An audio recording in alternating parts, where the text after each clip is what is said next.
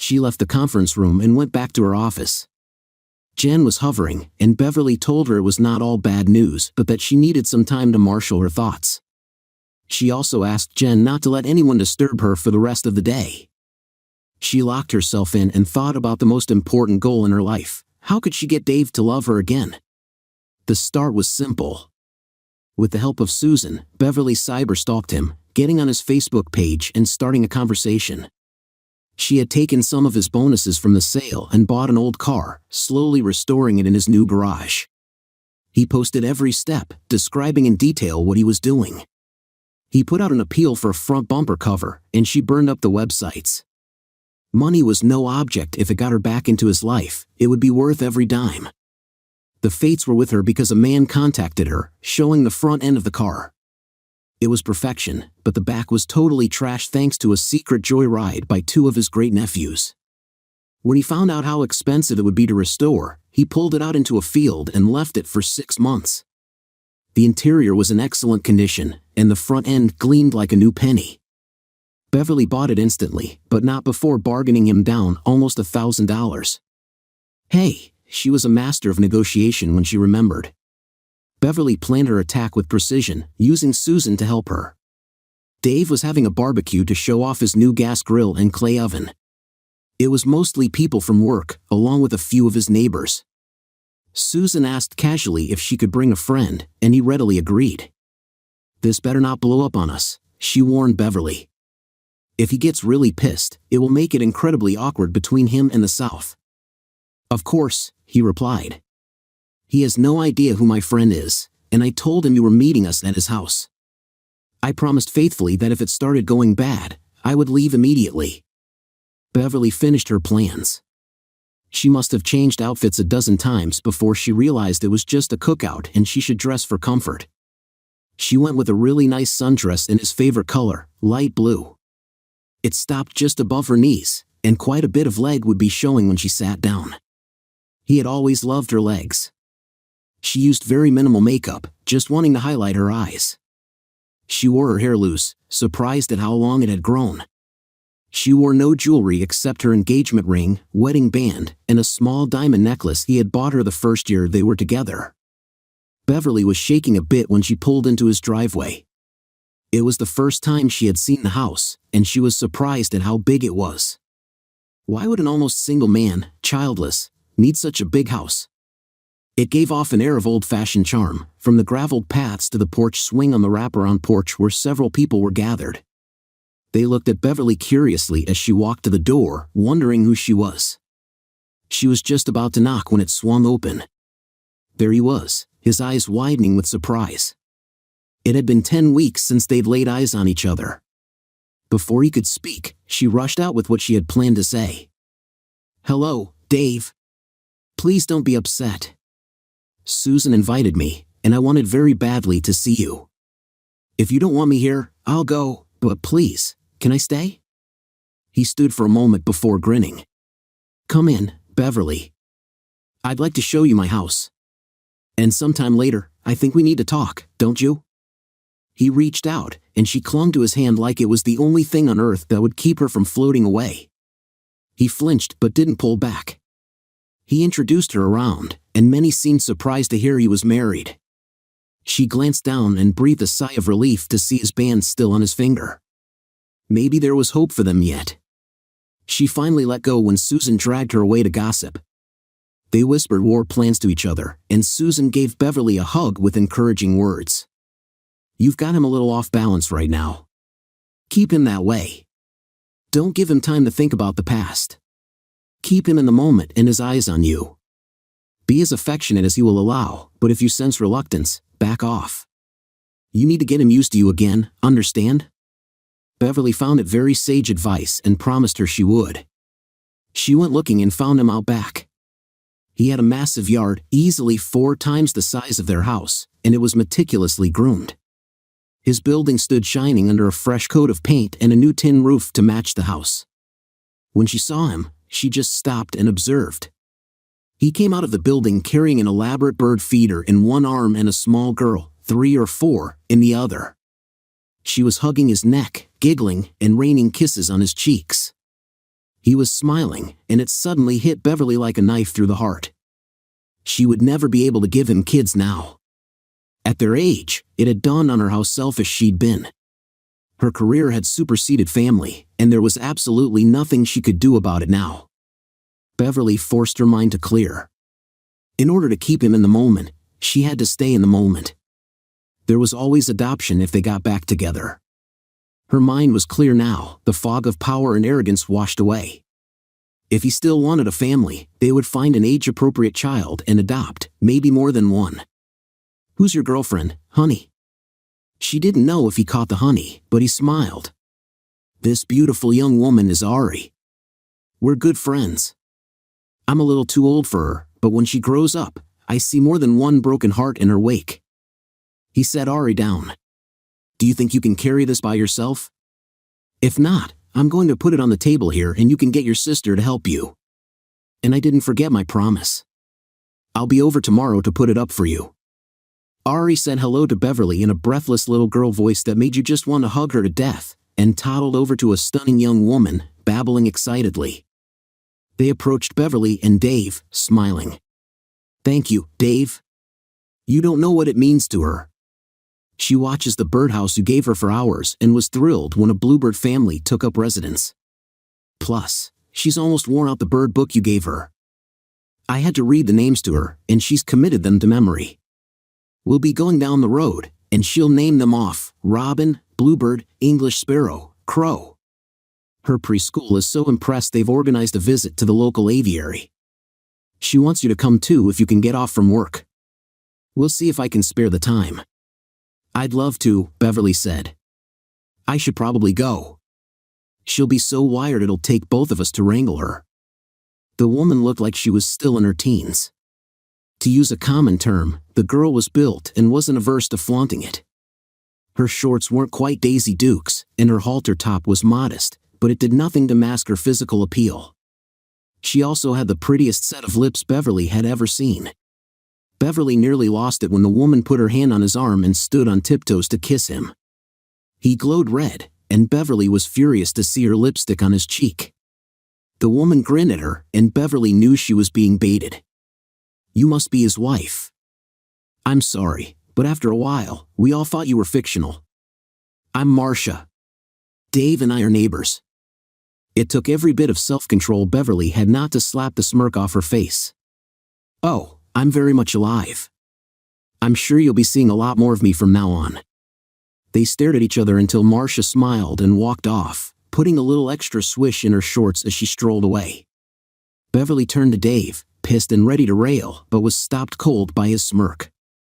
"Draw your claws in, hon. She's just turned 18. Her parents were druggies, and one day they got hold of a bad batch and overdosed.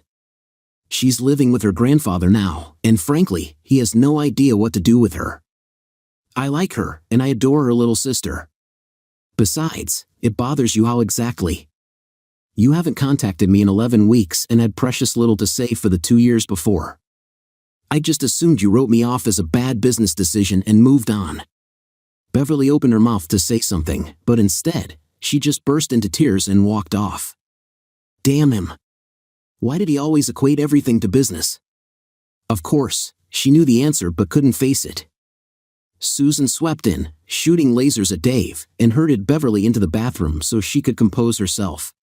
Even as she snuffled, she admired the huge whirlpool tub, wondering how it would feel to soak in it, especially with Dave in there with her.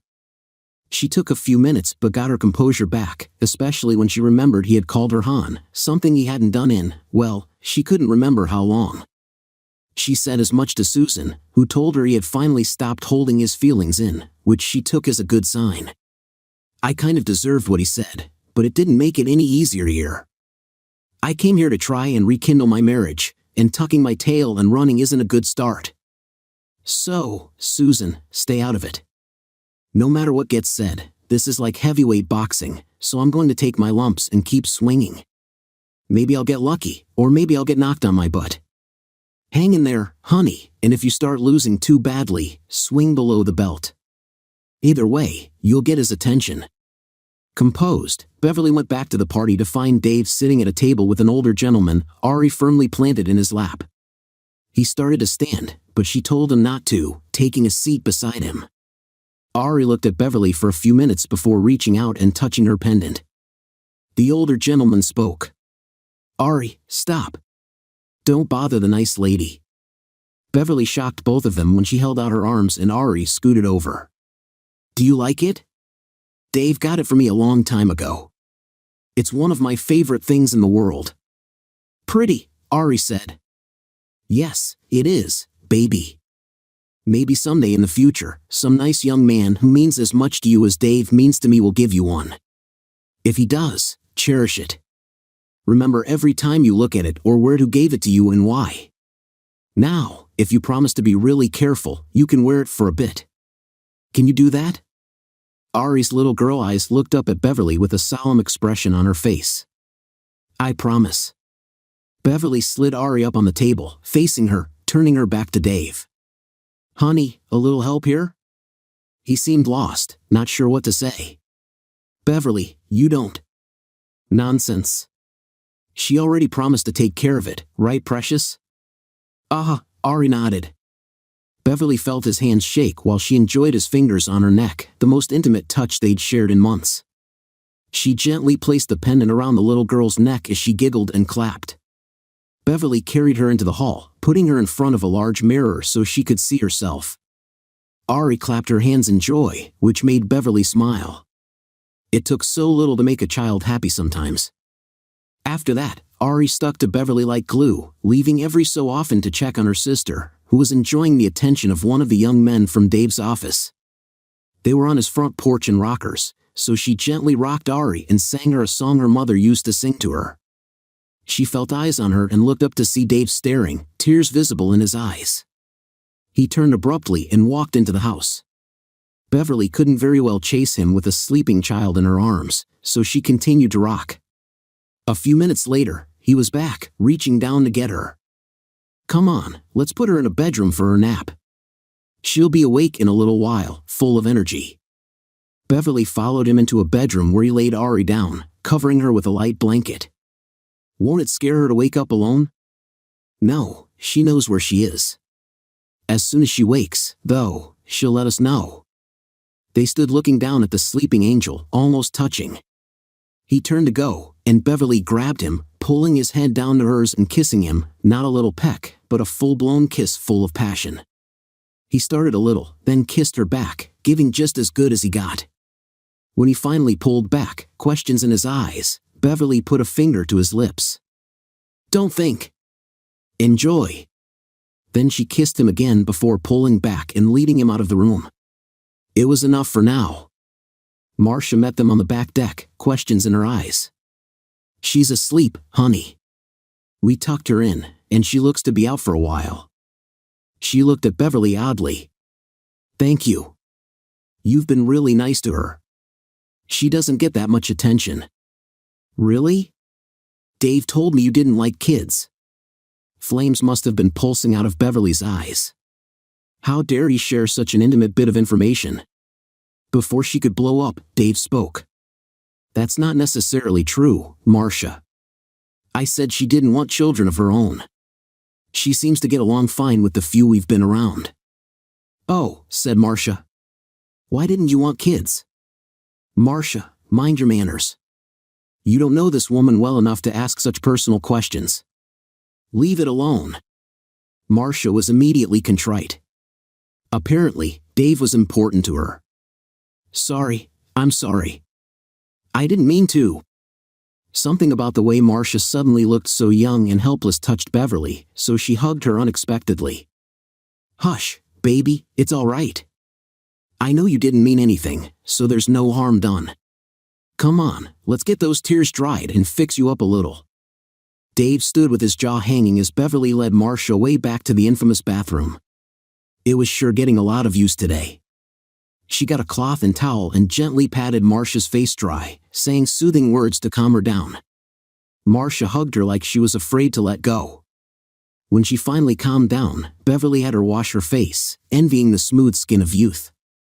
She wore no makeup, her hair in a simple ponytail. I'm all right now. We can go back. Let me give it a minute. Let your ponytail down, and I'll straighten it a little.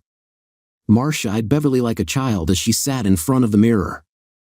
Beverly straightened out her tangles without thinking, then started redoing Marcia's hair, putting it in an elaborate braid.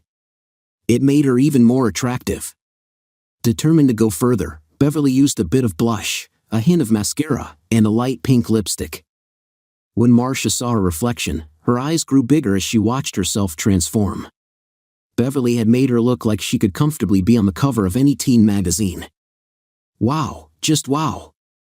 What did you do to me? Beverly saw her lips start to quiver. Stop, you'll make your mascara run. I didn't do anything, child.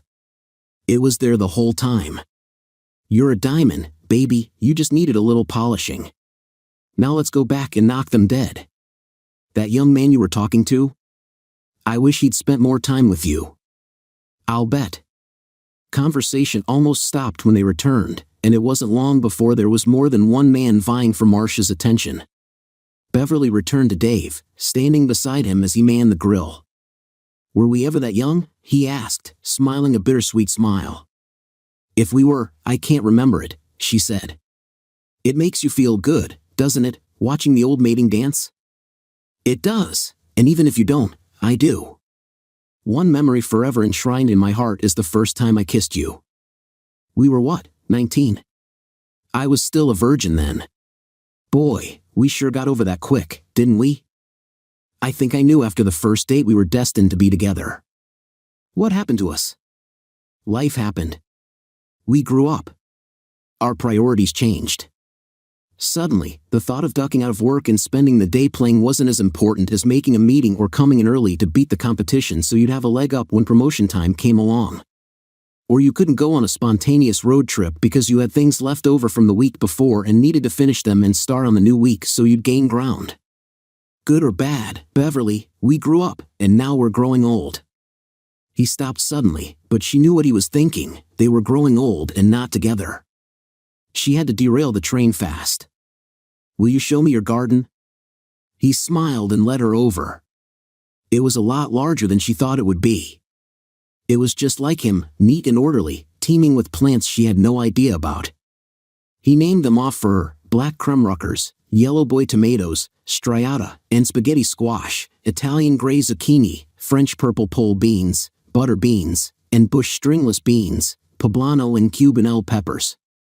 The flowers, especially the marigolds, are natural pest deterrents, and the mulch helps retain moisture and enrich the soil.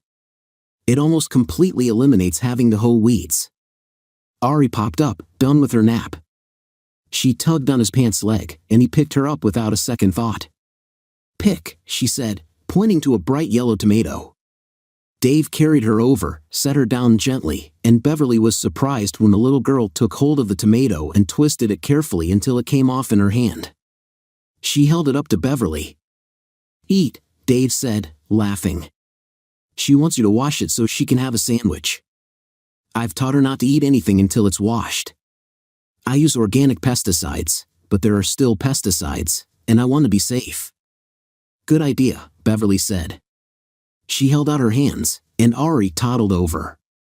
She hugged her as they walked back to Dave, turning so he couldn't see the moisture in her eyes.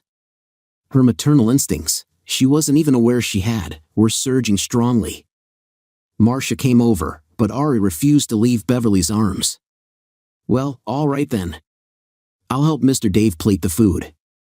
When she gets her sandwich, bring her outside. I'll save you a seat.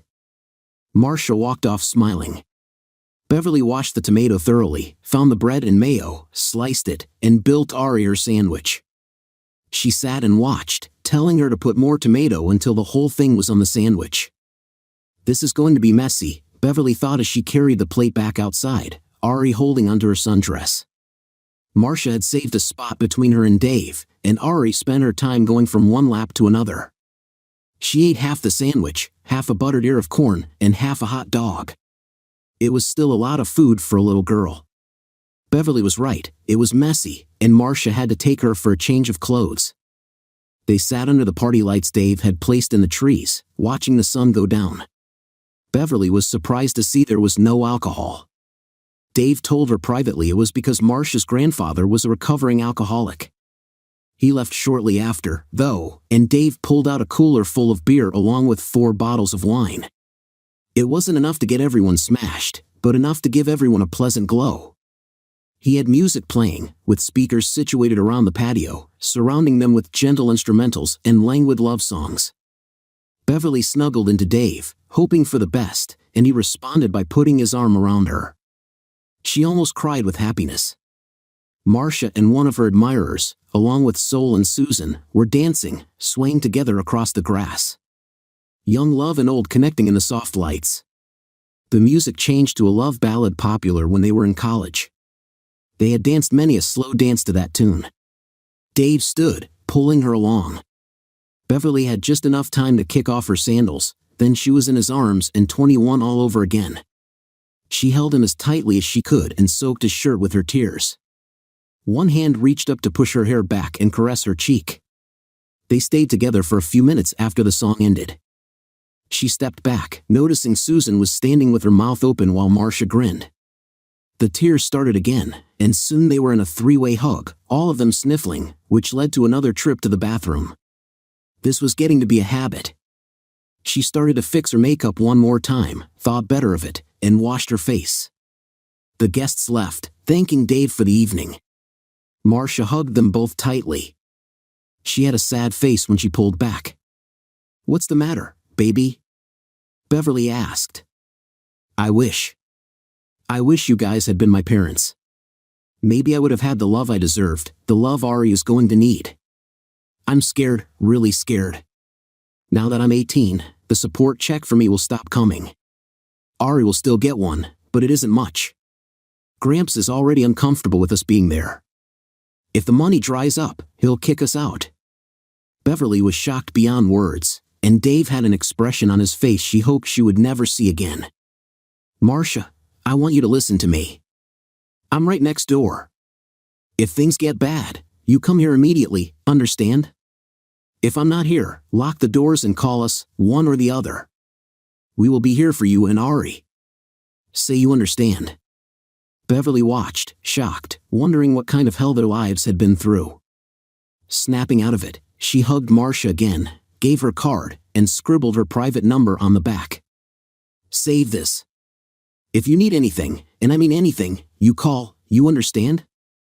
Marcia was crying again and took turns clinging to them. When she finally composed herself, she left with a sad, slow walk until she was out of sight. Dave walked over to the porch swing, lost in thought. Beverly sat down beside him and took his hand.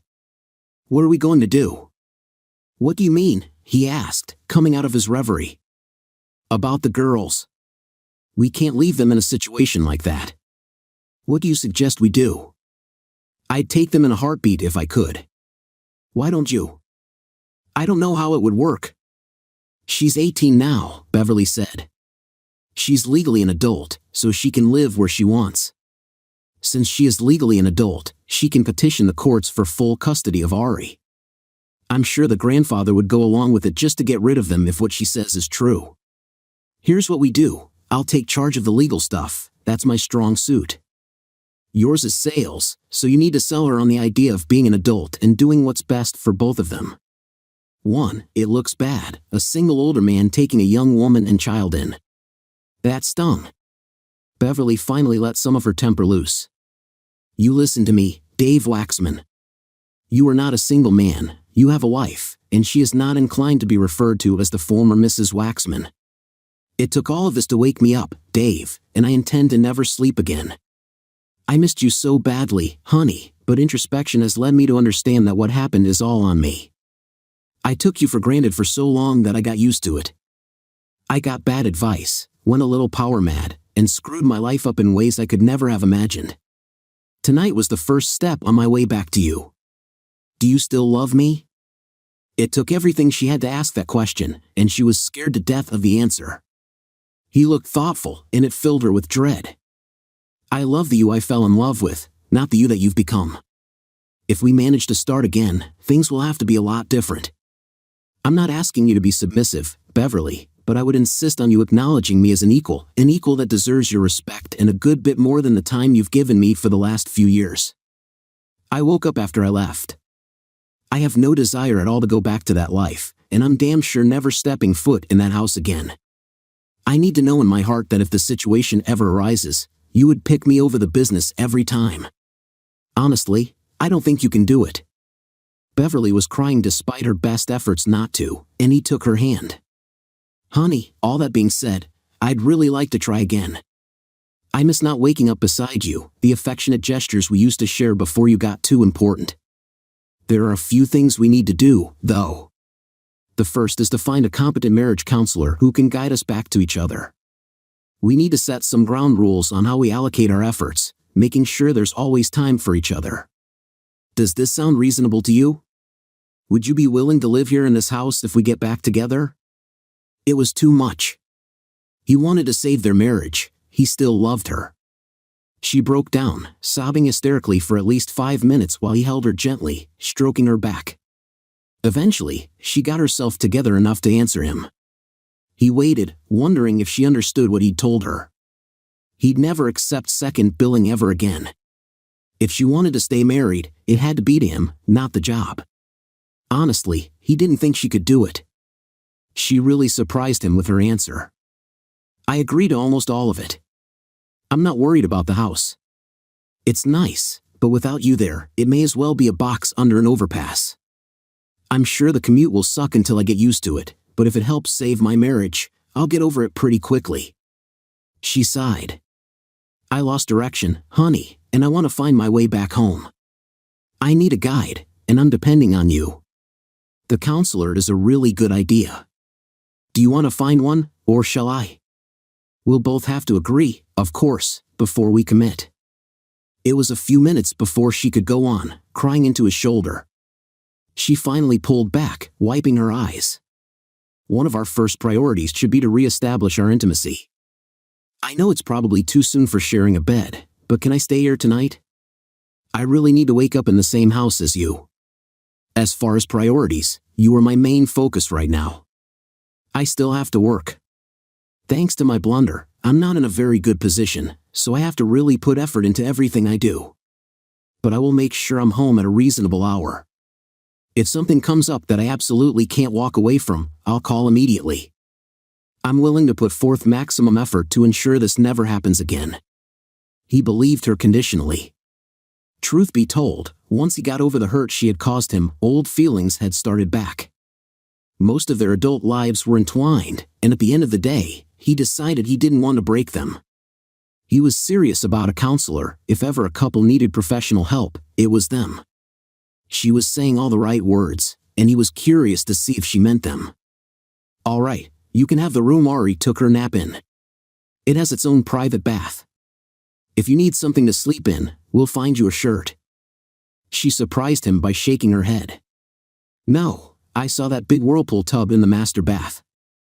I've been carrying around a load of tension lately, and I think soaking in it would do me a world of good." Soon, he heard her in the tub, singing softly. She had a really good voice, and he tried to remember the last time he'd heard her sing. He couldn't, so it must have been a really long time ago. It was one of her tells. She always felt extra happy when she sang. 40 minutes later, she came out wearing a t-shirt that barely covered her bottom. Bev caught him looking and grinned, flipping it up as she exited the room. He stood in shock at the sight of her bare skin, but listening to her giggles fade down the hall. His eyes flew open, and the first thing he looked at was the clock, 2:30 in the morning. There was just enough moonlight to see her standing at the end of the bed. Bev's eyes flew open, and the first thing she looked at was the clock, 2:30 in the morning. There was just enough moonlight to see her standing at the end of the bed. "Bev, I couldn't sleep knowing you were in the same house and not in the same bed. Can I please sleep with you? That's all I want, just to snuggle and feel your arms around me. Please, Dave." He could have been an ass and sent her back down the hall. He could have done a number of other things, but he pulled back the covers. She slid in, and he felt her trembling. Wrapping his arms around her, he pulled her tightly to him. He felt the tears but said nothing. Very soon afterward, he heard her breathing level out and knew she was asleep. He lay awake for a long time, wondering about their future, before drifting off with a smile on his face. Her eyes popped open, and she wondered what hotel room she was in. Then she felt his arms around her, and it all came rushing back. She was in bed with her husband. She was about to get up when a bundle of energy came rushing in. "Mr. Dave, wake up." Marcia stood at the door with her hands over her mouth. "I'm so sorry. I told her to stay downstairs, but as soon as my back was turned, she took off." Dave grinned, tickling Ari softly. She wriggled and squealed, loving every minute of it. "It's all right, Marcia. Now I have two beauties in my bed. How lucky can a man be?" Beverly saw Marcia's expression and knew something wasn't right. "What's wrong, honey?"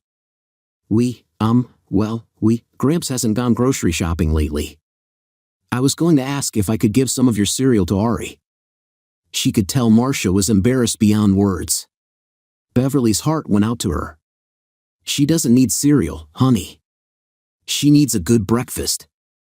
Give us a minute to get dressed, and we'll come down and fix something or take you out if he doesn't have enough." "All right." Marcia couldn't talk. She just nodded and gathered up a squirming Ari. "Come on, Ari. Let's get you some juice while Mr. Dave and Mrs. Beverly get dressed." As soon as the door closed, Beverly whirled around, eyes blazing. "I'm sorry, honey.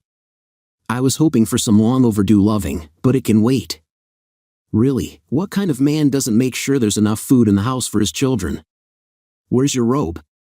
She snatched it off the closet hook and was out the door. They followed a little more slowly.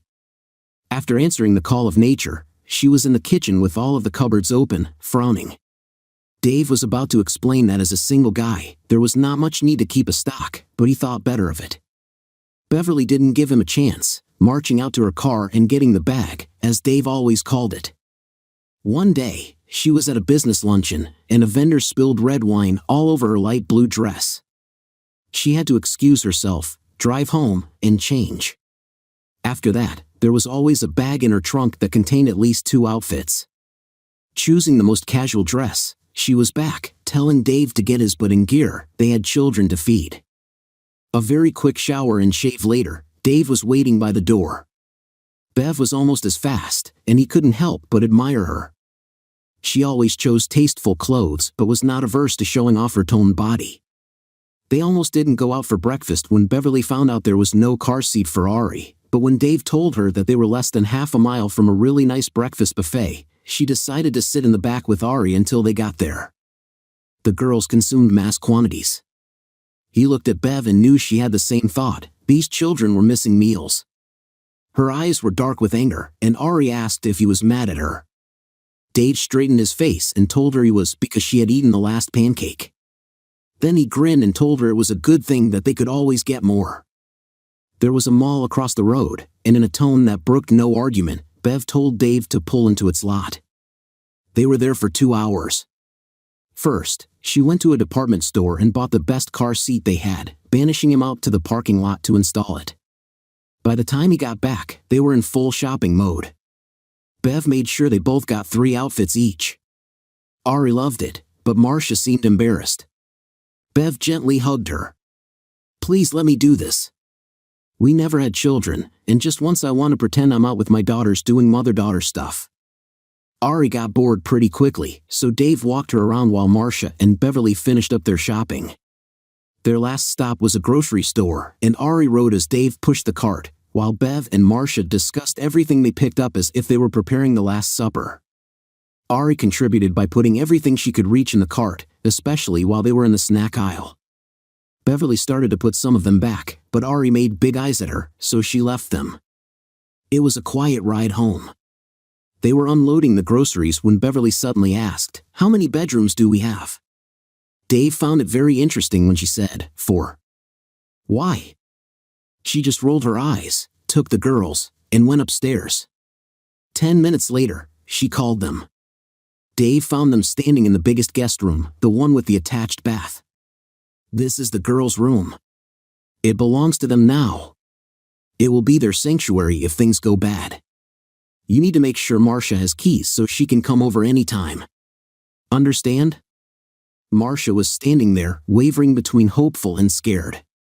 Ari was in Beverly's arms, almost asleep. Bev had that determined CEO look on her face. When Dave didn't say anything, he saw her start to tremble. Then he grinned. "Well, so it shall be. I leave it to you girls to decorate it." He turned to Marcia. "Do you understand what we're offering you?" She flew into his arms and cried her heart out. Beverly put a sleeping Ari down and joined the hug. He left them a few minutes later, going into the living room to sit on his favorite recliner. He tried to understand how his life had changed so much in the last 24 hours. Beverly came down a few minutes later, surprising him by joining him on his oversized recliner. Once she got comfortable, she started talking softly while gently stroking his chest. "This changes everything, doesn't it? I'm going back to the old house to pack what I need. I'm taking Marcia with me to help, so you're on childcare duties until we get back. Do not feed her junk, understand? Feed her something light to hold her until dinner. We'll be back in 3 hours." She stood, then stopped, bending down to kiss him. He could see the fear in her eyes as she spoke. "That is, if you want me back." He stood and hugged her. "We have a lot of issues to resolve, honey. Living apart from each other is not going to help solve them. You are always better at organizing things, so I'll leave it to you. This probably won't be easy, but I love you enough to try. Are you in?" Was she in? What a stupid question. She was about to use every metaphor in the English language before she caught herself and smiled through her tears. "I'm in." His smile gave her a lot of comfort. She grabbed Marcia from upstairs and hustled her out the door. She was quiet for a while before she asked the question. "Why are you doing this, helping us?" She thought carefully before she answered. "If we're to have any kind of relationship, I don't want to start it off by lying to you. First and foremost, I'm doing it because I like you and honestly want to help you. You're in a situation not of your own making, alone and with a small child. What decent human being wouldn't want to help you? Secondly, you seem to be important to Dave, and by extension, to me. You know, we were separated. This weekend is hopefully the first step of a long journey home." She stopped for a moment to gather her thoughts.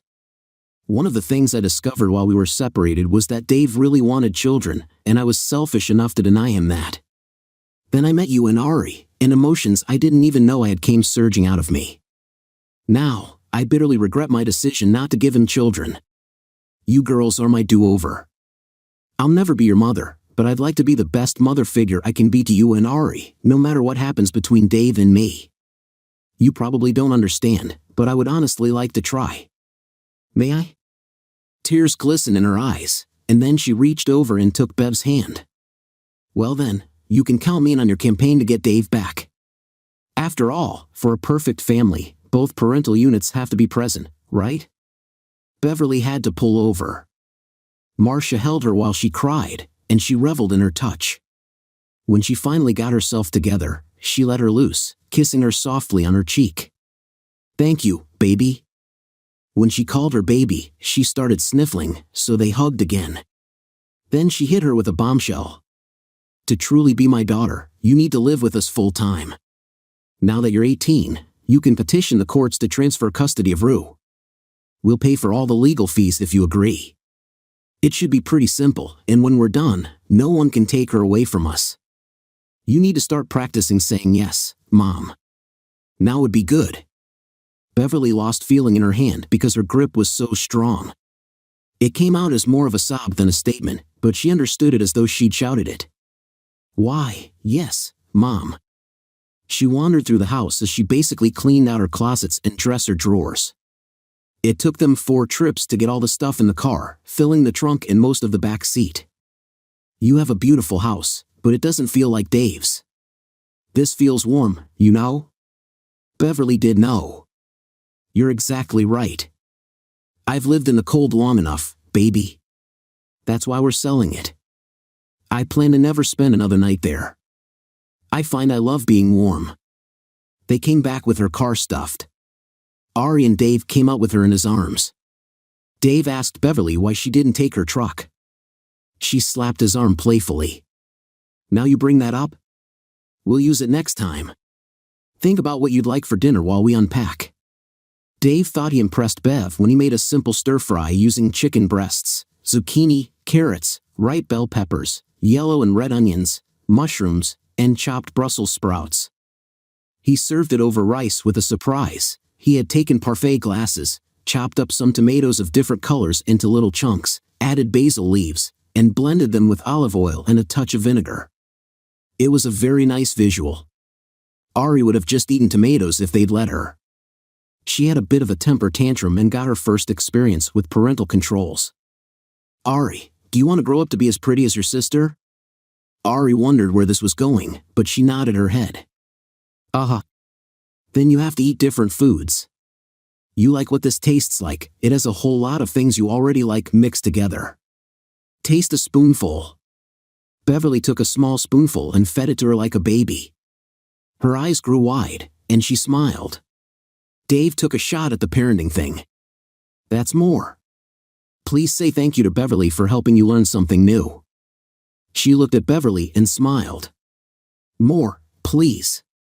She ladled a little onto her plate with a shaking hand and looked like she was going to burst with pride when Ari grabbed her hand. Thank you. After the meal, Bev took Ari to clean her up while Marcia banished Dave to the living room. Ari came back in, bathed and in pajamas, and crawled onto his lap. They watched a DVD Beverly had purchased while they were out, which was the movie Frozen. Ari managed to stay awake for most of it. It became her favorite movie, and they must have watched it 1,000 times over the years. Marcia walked next door and was back in just a few minutes. Grandpa is gone, and the door is locked. Beverly could see the steam coming out of his ears and put a hand on his shoulder. She grinned at Marcia. Good thing we got you those pajamas then. Go get ready for bed. Marcia bathed and came out in shorty pajamas that showed a lot of leg but were conservative enough. Beverly grinned at his expression. Only one of them is a little girl, honey. They were all in bed by 10, and both of them had to work in the morning. Beverly came out of the bath in a sexy little baby doll that did her figure justice. She saw Dave watching and twirled. His eyes went wide when he saw there were no panties. She giggled. It comes with panties, but I figured it would be a waste of time to put them on. You, sir, are 5 months behind on your husbandly duties, and I expect you to make up some of it tonight. Then she got quiet and said in a small voice, that is, if you want to.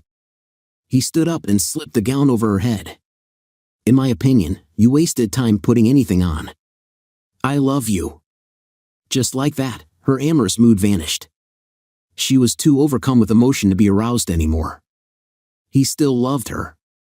He started kissing her, stroking her body in his familiar way, and she melted. It didn't take long for the fire to return. He was surprised when she grabbed a pillow. It's the scream into, baby. You know how much I enjoy making love to you and how loud I can get. We have children in the house, and I don't want to wake them, so I'll be biting this pillow a lot tonight. I hope so, anyway. She didn't know how many times she bit down, but it was enough to put a hole in the pillow. She was glad pillows were pretty cheap, but if it cost her half her salary a week, it would be worth it. Their alarms were set, but Ari decided she would be their wake-up call. She was glad now that she made Dave put his boxers on and had slipped her gown on with the panties this time. They snuggled her for a while until Marcia appeared and took Ari while they showered and dressed. They played with each other a little, but they couldn't get serious because of time constraints. Marcia had cooked breakfast, and they sat down to eat as any family in suburbia would. Ari insisted on a kiss goodbye, and they also kissed Marcia on the cheek, not wanting to leave her out. Marcia had a driver's license, so she took Beverly's car and dropped Dave off so they didn't have to swap the car seat. Beverly drove Dave's truck to work. Jen burst into the office 3 minutes after Beverly was seated. Does that truck belong to who I think it does? She couldn't help grinning. It belongs to my husband, if that's what you're asking. Now go to work, nosy Nelly. We'll talk at break. Jen bounced through the door 5 minutes early, bearing coffee and pastries. Beverly refused to say a word until they had their snack and were sipping their coffee. Dave and I are back together. We have things to work out, and counseling will probably be involved, so I may miss a few hours now and then. It probably won't be as easy as I'd like, and there will probably be times when I'm depressed and snappy, but bear with me. I know I've probably never told you, but you're my rock here in the office. I'm most likely going to lean on you more than usual. That being said, I have approval to raise your salary by 7%. It's not a lot, but it's the best I can do. Thank you for standing by me." Jen was both elated by the news and deeply saddened. Her husband had just gotten a promotion and would be transferring to another state in 3 months. He was given the news Friday. His company had also helped line up some referrals for her, and she was flying out next week to spend a day doing interviews. They were both crying as she told her the news. "I still have 11 more weeks, boss. I'll help you find someone new, someone who will be as loyal as I am." They hugged and went back to work. She thought about it on the way home, and as she pulled into the drive, it hit her. Marcia. She talked it over with Dave, and he thought it was an excellent idea. Ari was a bundle of energy, loving on both of them. She gave her a bath, sat down, and read her a story while she rocked her gently to sleep. She passed her off to Marcia and got comfortable on the couch while they waited. Snuggled up under Dave's arm, she came back downstairs, and they called her over to them. "Mara, could you sit for a moment? We have some things to discuss with you. First, how come you're still here? We care a lot about both of you, honey. You know that, right? You can tell us anything." They noticed how unsettled she was all evening, but when they asked, the waterworks started. "Grandpa threw us out when we didn't come home last night. He went into a rage. I think he's drinking again. He told me I had to go, but Ari was staying because he wanted the money. I came straight home and locked the doors. He won't let us have our clothes, our records, any of the things we need. What am I going to do?" Beverly grabbed her and put her on the sofa between them. They both petted her until she calmed down. It hit Beverly that night, as she was snuggled in their bed, that Mara had said, "I came straight home." That made her very happy. They discussed it as soon as Mara was rational again. "First, you need to go to the courts and petition for custody right away, tomorrow if we can. If we get you a lawyer, you'll give them this address as your home. The first thing they're going to want to know is if you can support her. Right now, you're unemployed, so that may be a problem. Have you ever held a job before?" Mara tearfully admitted she had worked at a few burger places, but not for very long. Dave had a small smile on his face. He knew how Beverly's mind worked and knew if she asked the question, she already had the answer. "Well then, the first thing we need to do is get you gainfully employed. Fortunately for you, I have some openings at my company. You'll start Wednesday after you fill out the paperwork." Marcia, who had stopped sniffling, asked timidly what she would be doing. "It just so happens I'll be needing a personal assistant in 3 months. It requires at least a 2-year degree, so you'll have to take classes at night. If you fail or stop going, you automatically lose your job. I have faith in you, honey. Don't let us down." Marcia finally stopped crying, and Beverly and Dave got into bed. He kissed Bev firmly as soon as she slid under the sheets. "Not that I'm complaining, but what was that for?" "That's for what you did for Marcia and Ari. You know we're going to have to arrange child care for Ari. Luckily for us, Sol offers free daycare for his employees, so I'll enroll her tomorrow. She'll ride back and forth with me. Marcia will ride with you. Should we look at getting her transportation?" Dave got quiet for a while and then asked what she was thinking. "What are we doing here, Dave?" "We're back together, something I seriously thought wouldn't happen at times, and we're taking in 2 girls, something I could never see happening at all. Are we pushing too hard? I don't want anything to come between us at this stage in our life. Should we turn our backs on them, send them back to their grandfather, and wish them the best of luck?" Her grip on him tightened. "Absolutely not. If something happens and we can't keep them, I will personally make sure they land somewhere safe. They're better off where they are right now than anywhere we could think of. I'd like to keep them as long as we can, please, honey." "Oh, we're definitely going to keep them. Marcia's legally an adult, even if she's not prepared to function like one. Ari is the one I'm worried about. She's 4, and if we keep her, she'll imprint on us. We become the parent figures in her life. Are you all right with that? She was quiet for a minute. 2 years ago, I would have run from them. 3 months ago, I would have waffled over the idea. But now, as long as you're part of the package, it fills me with great joy. I don't have any idea how to do it, but I'd like to try. It came out of my mouth before I thought it. We'll make it, baby. Both of us made mistakes in the past. You should have given at least part of your attention to us instead of being so fixated on climbing the corporate ladder. I should have been firmer and demanded you remember that even if you were my boss at work, we were partners in life. These are mistakes I'll never repeat. I plan on being more open with my thoughts and a bit more forceful in my actions just to make sure it never happens again.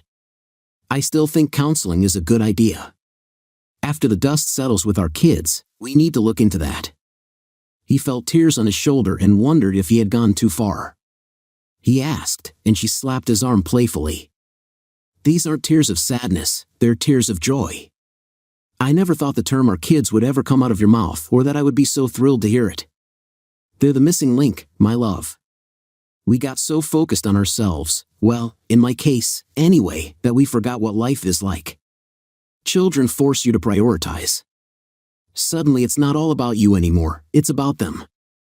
I want to experience that so much. Now, let's go to sleep. I have a daughter to train in the business world tomorrow, and you can make damn sure she won't learn the lessons I learned the hard way. You've got to enroll our baby in daycare here. I'd love to see the look in Soul's eyes when you show up with Ari tomorrow. We need to call out tomorrow, Bev, at least half a day. I'm sure Mara needs a wardrobe, especially since her grandfather locked her out of the house, as does Ari. I need to see Soul about daycare because technically, Ari isn't ours. Plus, you need to get her a lawyer lined up for custody. We need to move on that fast. Sometime tomorrow, I'm going to see their grandfather and see if I can get him on board with what's happening. It'll make the transfer of custody a lot less complicated. Agreed, she said in her business voice. And you were right about transportation, she'll need a car to get back and forth to school. We can do that in a couple of months after she's settled into her job. What kind should we get her? Let's wait 2 months and then get her input. No hot rods, nothing too expensive. A starter car should be something we don't have to worry about or dinging. We just need to make sure it's safe. You're in charge of that, honey. You can handle it. Now, we need to sleep. The next morning, they woke with a smile and a plan. As their personal little alarm clock stirred, Beverly realized that they'd have to make sure the door was locked when they were intimate. She giggled at the thought. Mara didn't quite know what to think, and Ari had no clue about the changes coming into her life. Beverly hustled them into the car for a trip to the mall. She showed Marcia the type of clothes she needed to maintain a professional appearance, and Marcia chose well. Then Beverly told her to pick some non-working clothes. There were a few mini skirts she wanted approval for and 4 or 5 pairs of very well-fitting jeans. Marcia also picked up some basic tees and a couple of cuter tops, and then she was set. Beverly sent her to pick her own underwear, telling her to bear in mind how it would look under her professional clothes. Then Beverly concentrated on Ari. It was all wonder to her, but it didn't take long before she was giggling and dancing as Beverly had her try on several outfits, as well as some really pretty dresses. Ari didn't like the shoe store until Beverly showed her a pair of pink sneakers, and then she cooperated. Dave met them for lunch and tried to act interested when they told him about their purchases. They finally gave up, he'd just have to experience them one at a time. Dave switched the car seat to his truck, and they waved as he and Ari pulled out. Jen was surprised when she showed up with such a young woman. She was even more surprised when Beverly told her what she wanted. See if she's trainable and if she has any business skills at all. I need total honesty after you work with her for a few days. If she's competent, she'll be taking your place. If she's not, we'll find her another position. Who is this girl to you? Beverly flushed as she explained how she came to know her. Jen actually laughed. I wish I was around to watch. Does she call you Mom? Not yet. I'd like to hear it though, sometime in my life. Jen showed her pictures of Ari, most of them while Dave held her. I'm afraid she's going to be a daddy's girl. I can deal with that as long as I get the big one. It'll be easier with her. Jen almost fell over in a fit of giggles. Really? A teen as pretty as she is? What's going to happen the first time she brings home a boy you don't think is good enough for her? You'd better get used to sleepless nights. Beverly hadn't thought about that. She wondered if Dave still had that old double-barreled shotgun he'd inherited from his grandfather and if it still worked. Marcia was completely overwhelmed by the whole experience and just followed Jen around like a puppy. They took her to HR and got her paperwork started. She came in on the lowest entry-level salary, $22,000 a year. She thought it was a fortune. Beverly just smiled. Wait until you have to pay your own bills. It won't seem like nearly as much then. She saw Mara frown and hastened to comfort her. That's yours down the road, honey. I refuse to let you move out until you have a degree, at the very least. Then we'll see how you feel about it. She was quiet on the way home. Beverly asked her how she liked her day. It overwhelmed me, but I'll learn. Look at the role model I have. Beverly glowed. Marcia spoke again, her confident voice replaced by a small, shy one. I may have made a mistake today. One of the other secretaries asked who I was, and Jen told them I was your daughter. I was so shocked I didn't correct her. The word is out, Beverly said. You may have noticed the strange looks. She had noticed but shrugged them off. She was trying to save the company in her own way, so she expected some strange looks. Don't tell them any differently. Maybe they'll treat you better. I could think of worse things to be called, and have been. They arrived home to find Dave and his little helper had prepared dinner, grilled chicken and vegetables. They ate like they had slaved in the salt mines. He wished he had recorded the look on Sol's face when he told him why he was late and what he needed. Ari was in his arms, her little hands locked around his neck. He immediately called Susan, who must have set a speed record getting to the plant. She had that grandmother vibe down just right, and soon Ari was in her arms while they talked. He explained the whole wonderful weekend to them. Susan had tears in her eyes, which confused Ari, so he looked a little misty-eyed and made a comment about the cleaning crew not dusting well, but he was smiling the whole time. In no time at all, Susan had Ari by the hand, towing her along to the preschool. Ari wasn't used to being with people her age and was a little clingy, but the teacher soon coaxed her into joining a game. An hour later, she barely acknowledged Dave when he left. He gave Susan and Sol their history as he knew it and asked if they knew any good family law experts. Susan was on the phone immediately. One of the boards she sat on specialized in children in difficult situations. Patients got them an appointment with what she considered the best expert in the field. She made it after normal hours to help them.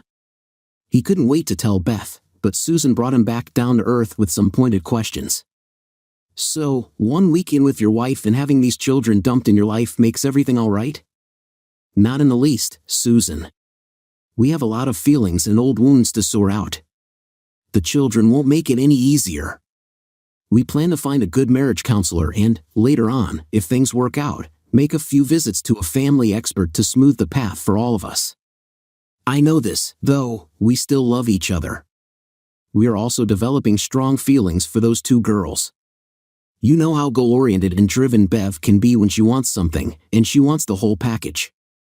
I think this weekend has shown her what we missed out on by not having children and sees this as a chance to correct an old mistake. It'll be up to me to keep her grounded and balanced, and it will be up to her not to return to her old ways. The first hint of that, and I'll be all over her. So no, it's not going to be an easy path, but it's one we're both willing to walk. Sol grinned. Well done, Dave. I can tell you from experience it will be worth all the pain and heartbreak that's coming your way when you watch them leave the nest. Stay the course, my son, and the rewards will be more than you can ever imagine. Now, go to work, you have a family to support now. Dave did work a few hours and was not ashamed to say he was seriously ineffective. Ari bounded into his arms when he came to pick her up, rattling on about what she had learned and all the friends she'd made. The director of the facility smiled at him. Get used to it. She seems really bright, and it might be in your best interest to get her tested in a few years. It will be a challenge for us to keep her from getting bored. Here's a list of things you'll need to get. If you're uncomfortable with it, have her mother give us a call, and we'll go over what you can expect. Have a good night. Bye, Ari. She ruffled her hair and walked away humming. The woman must have really loved her job. Dave got his baby settled into her seat and asked her what she'd like for dinner. Chicken, she declared. He got a few of the toys Bev had bought and placed her where he could see her while he grilled. He noted how she was especially fond of a stuffed dog and wondered how she would like a real one. She did have a birthday coming up. The big girls got home, and Ari ran to them, laughing. Bev scooped her up and placed her on her hip like she'd been doing it since the child was born. She was trying her best to tell them she was going to school now with friends and a nice lady named Miss Rose. He kissed Bev, and Marcia looked so lost. He kissed her on the cheek. Get changed, girls. Ari and I made dinner, and it will be ready in 10 minutes.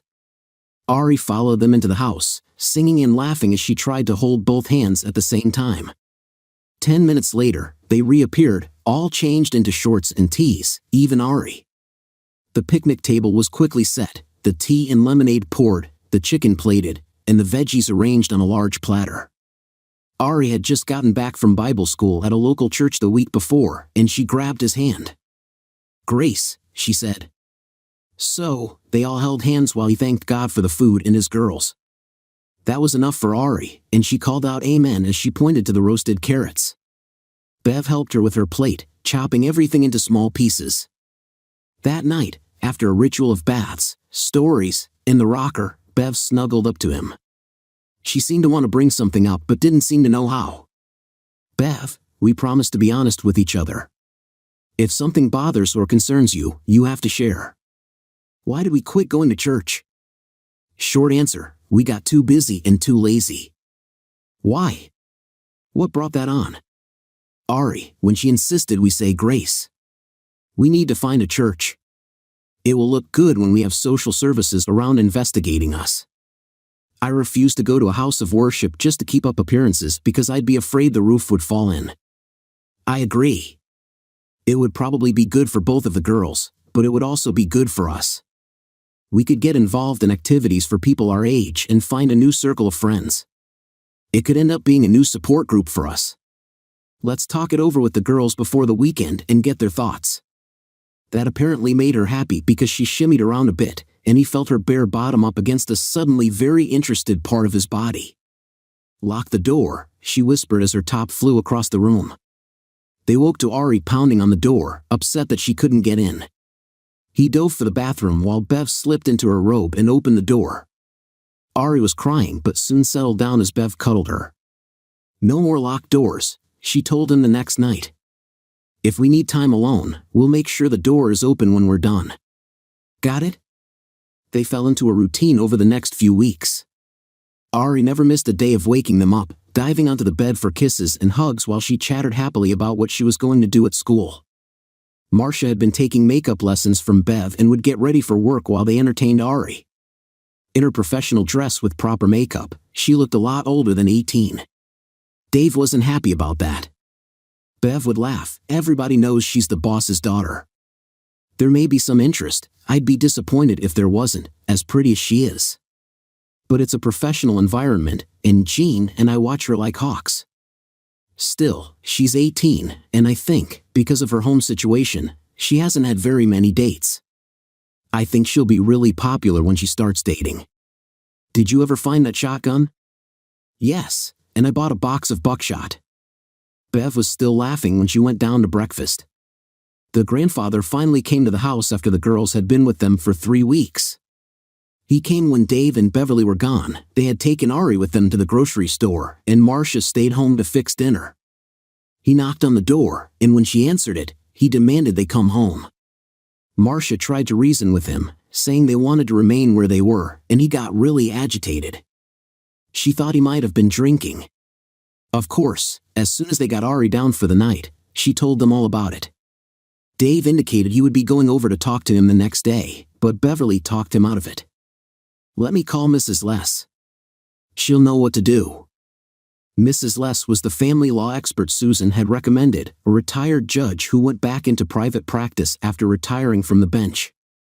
She took a very limited number of cases, never having more than 3 clients at a time, and was very selective about whom she chose to represent. They found her to be a likable person, and Ari loved to sit on her lap and play with her long silver hair. But when it came down to it, she was tough as nails. In one way, it should be fairly easy to give custody of the minor to the sister. She's in a nice home, holds a steady job, has no record, no tattoos or piercings, neat, clean, and quite pretty. If you guys get involved, it might get sticky because of your recent separation. You know you can't adopt Marcia because she's of legal age. There's nothing to stop her from changing her name to yours or from you formally recognizing her as a daughter. On the other hand, you both have good jobs, are in decent financial shape, and the fact that you're seeing a counselor and are willing to wait a year before starting the proceedings should help a good bit. The grandfather could be a bit tricky, but it will be hard for social services to give him a 4-year-old if Marcia refuses to move back. His age, his history, and his attitude will weigh against him. Try not to antagonize him. Allow him access to his granddaughters in a controlled situation and get him to see they would be better off with you. If he fights, well, we fight. Bev told Mrs. Less about the incident, and she promised to get social services to inspect their home and get the initial interviews out of the way. At the same time, they would revisit the grandfather and look for evidence of anything that would make the case for an unfit home. They might even be able to persuade him to let them go because of his age and health. We'll see how it goes. In the meantime, keep an eye out. Social services did come out to inspect the house and interview Beverly and Dave. They could tell that the inspectors were impressed with the house. They had scrubbed it top to bottom twice in anticipation of the visit. Ari didn't know who they were and was her normal outgoing self. They didn't have to ask to see her room because she dragged them up to see her toys and stuffed animals, chattering the whole time. Then she dragged them outside to see her shiny new swing set and sandbox. Marcia remained calm and level-headed as she described the atmosphere in the house as warm and loving. She sniffled a few times as she told them it felt like the first home they'd ever had. Apparently, it did not go so well for the grandfather. It seemed Marcia did most of the cleaning and all the cooking while they lived with him, so they found a dirty house and a sink, counter, and table overflowing with dirty dishes and takeout containers. Mrs. Engels assured Beverly and Dave that their interview went very well and that it was pretty much a done deal. She was right because a month later, Marcia became Ari's legal guardian. The grandfather never once came to see them, and Marcia finally took Ari, escorted by Dave, to see him. He wouldn't let them in the house, slamming the door in their faces. Ari looked sad for a few minutes before cheering up and demanding they snuggle in the massively huge hammock Dave had found somewhere. It was big enough to hold Beverly, Ari, Dave, and Marcia. They would giggle at the way they had to lie down. Dave would grab Beverly and flop backward, and Marcia would toss Ari as she giggled and squealed. Then Marcia would lie down beside Beverly, and they would all rock gently to and fro. It usually put them all to sleep. Beverly would never forget the day Marcia asked if she could snuggle with Dave for a change. She sometimes found them asleep in the hammock, Ari nestled between them.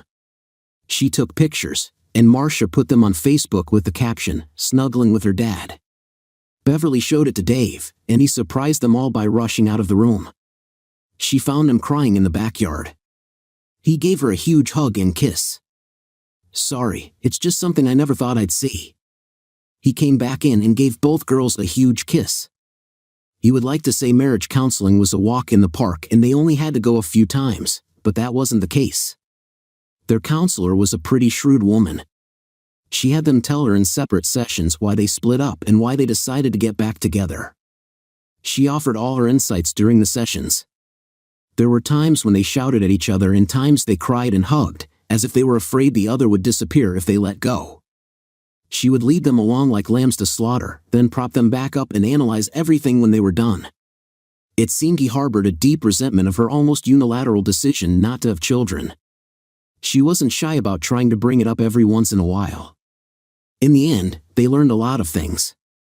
The primary one was that they had lost sight of the marriage in pursuit of their careers.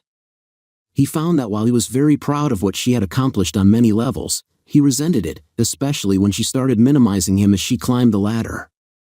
She resented the fact that, while he was a very good salesman, he didn't have the burning desire to get to the top. He almost laughed at that. "If we were both like you, the marriage would have been over long ago," That set her off on a crying jag, but after she recovered, she understood his point. She hurt him pretty badly when she said she felt he was too passive and that she wore the pants in the family. He then realized she was right about some of her feelings. It was only after she committed the ultimate disrespect that he started pushing back. Sometimes they'd come back still upset and not speak much. Ari would sense their moods and jump back and forth, snuggling until they were both in better moods. Marcia would hover, understandably worried about what would happen to them until they pulled her onto their laps, and Bev would love on her. He would never forget the day he went to fetch Ari from daycare and she came running to him. "Daddy," she yelled as he picked her up.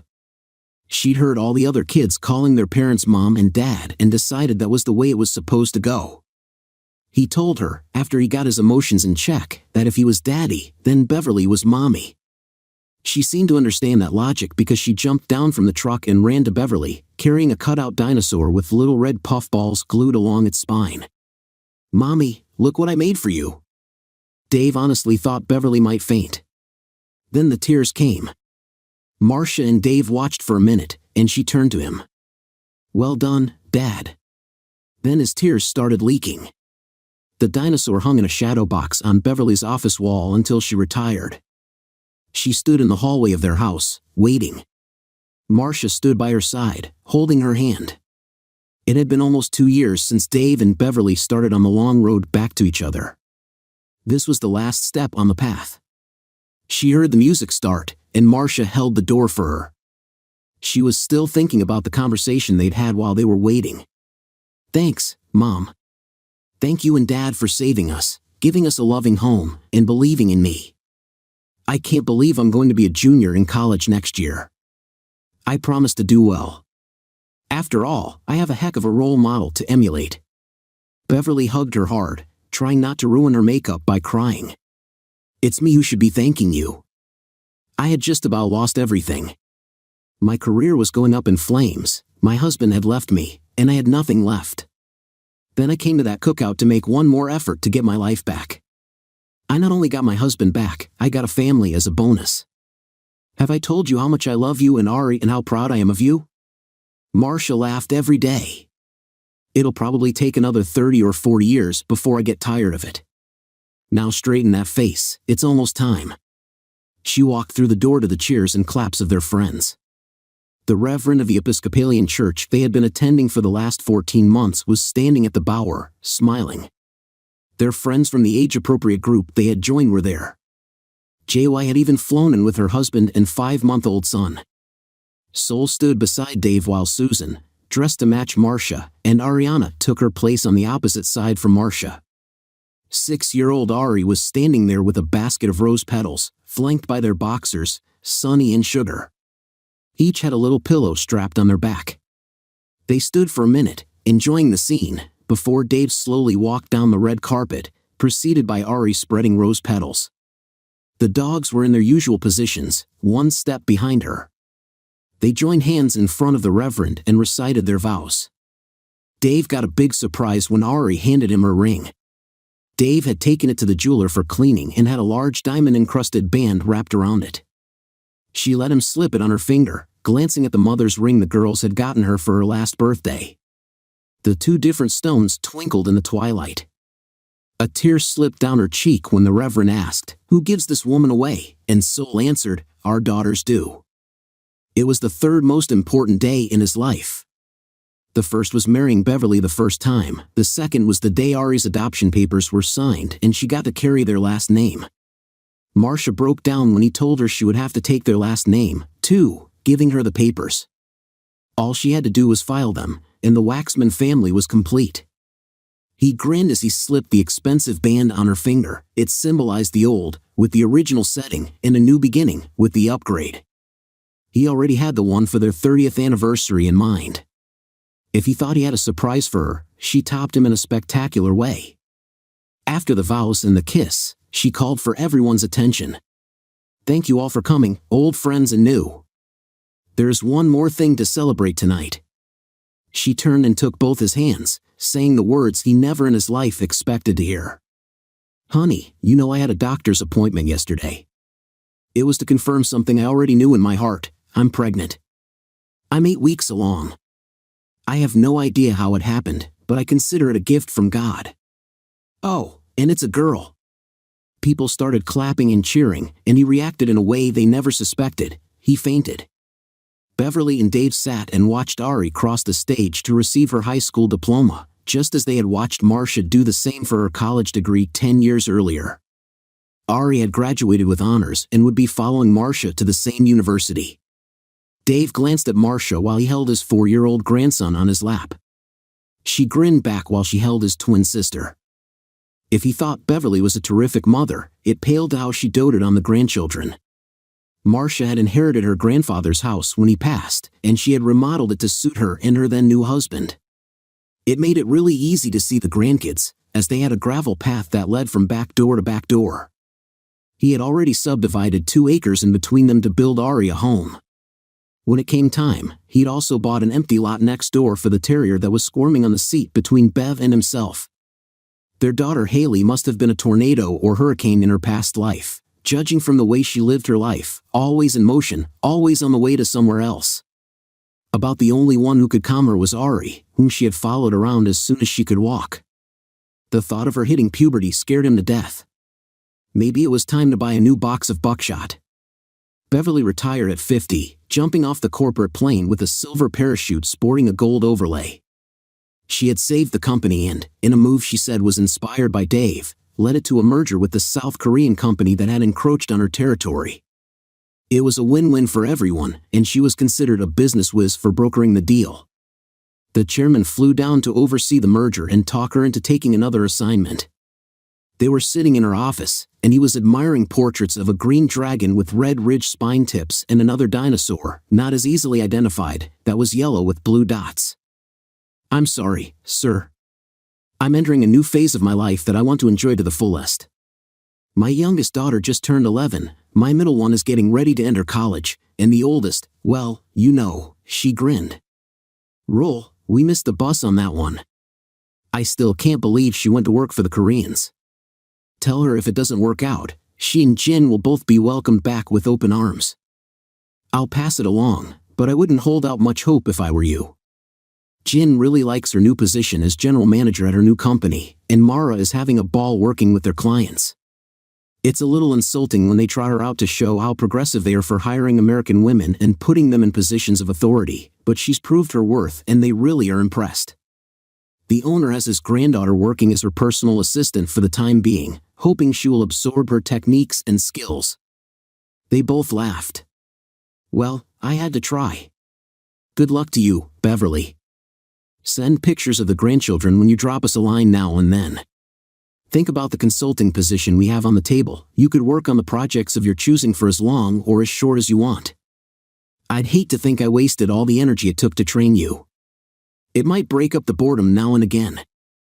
I promise I'll think about it, and you know you can call or email anytime for an opinion. Thank you, sir, for standing by me. It means a lot to me." He seemed a bit embarrassed. "You were worth it.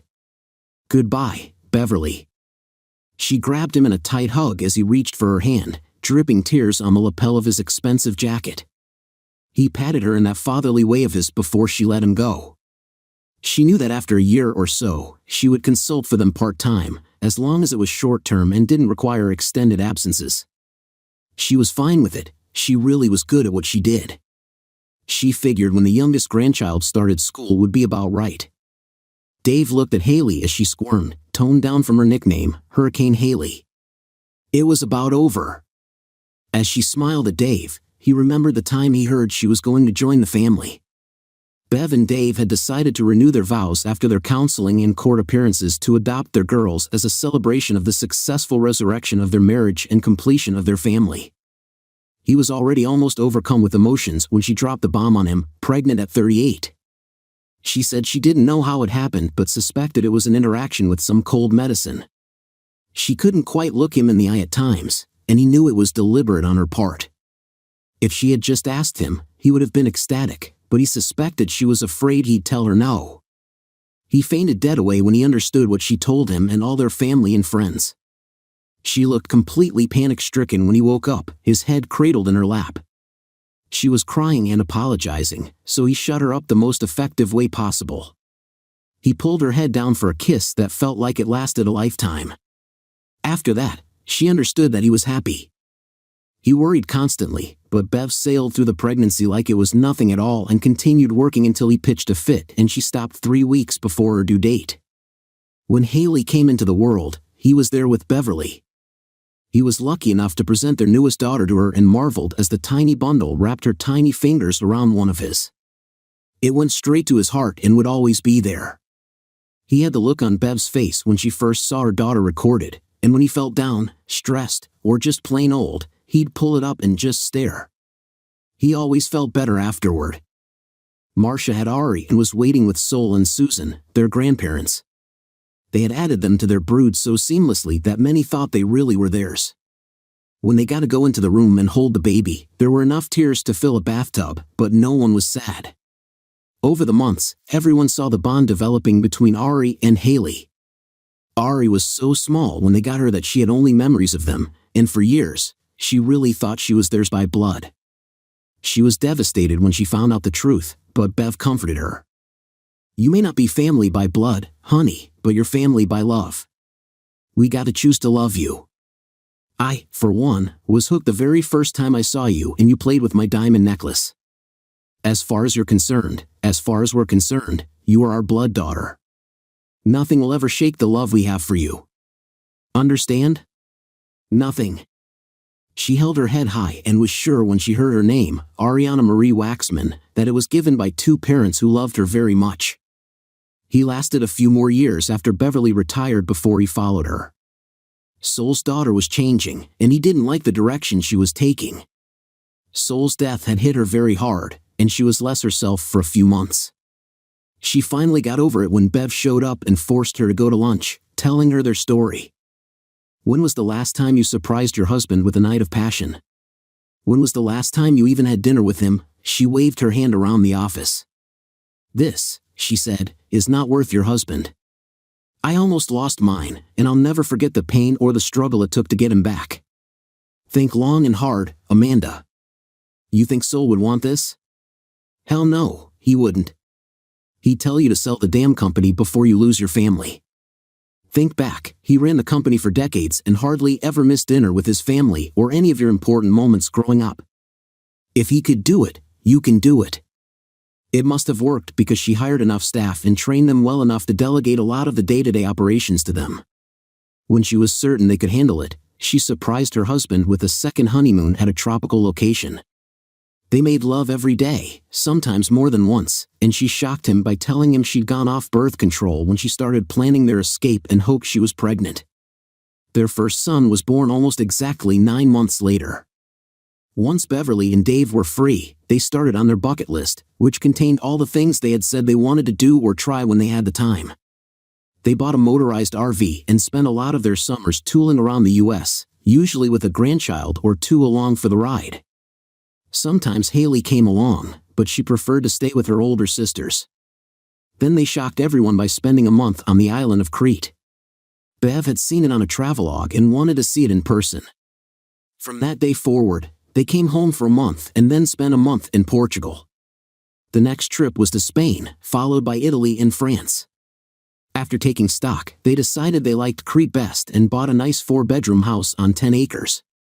It came with grapevines, citrus trees, and even an olive tree or two. It also had a really nice pool. They spent about half a year there. Mara spent her 2-week vacation there with her husband and kids, and Ari stayed a month with 4 of her friends. When she graduated from college, Haley was making noises about getting the house for her and 6 of her friends when she graduated high school. Dave wasn't too crazy about that idea.